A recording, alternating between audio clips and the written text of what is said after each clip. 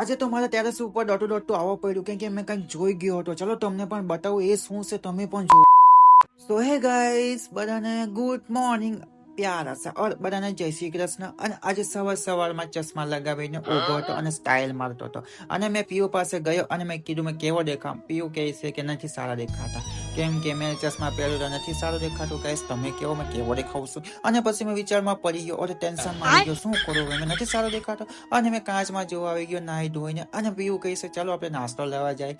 મેં અને પીયુ નાસ્તો લાવવા માટે નીકળી ગયા. અને પીયુ કહે છે તમે ગાડી થોડી ધીમી હાંકો. અને ધીમી હાંકતાની સાથે અમે પહોંચી ગયા હતા નાસ્તો લેવા માટે. અને આજે તો કાકા બહુ ધીમા સમોસા પેકિંગ કરતા હતા. પછી શું અમે લઈને આવી ગયા ઘરે. અને ઘરે આવતા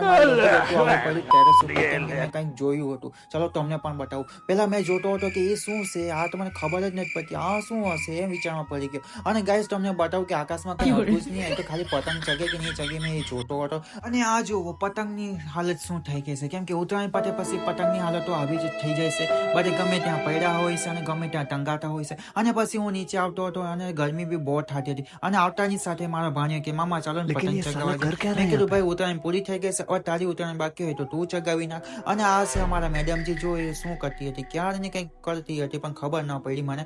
અને મેં એને જોયા રાખતો હતો અને મેં ખુશ બી એટલો થઈ ગયો કે એ મને જોઈને ખુશ થવા માંડી હતી. અને ગેસ આજે તો મારે જવું છે નાઇટમાં જોબ પર. અને મેં નાઇટમાં આવી તો ગયો હતો પણ આજે ગેસ મને ઊંઘ બી બહુ આવતી હતી. એટલે સવારમાં મેં મંગાવ્યો હતો મેદુવાળા. અને મેદુવાળા જોઈને તમને બી પાણી આવી ગયો હશે ને. અને મેદુવાળા ખાઈને પછી હું બેસી ગયો કેમ કે મને ઊંઘ બી બહુ આવતી. હવે તો શું કરું હવે મેં તો.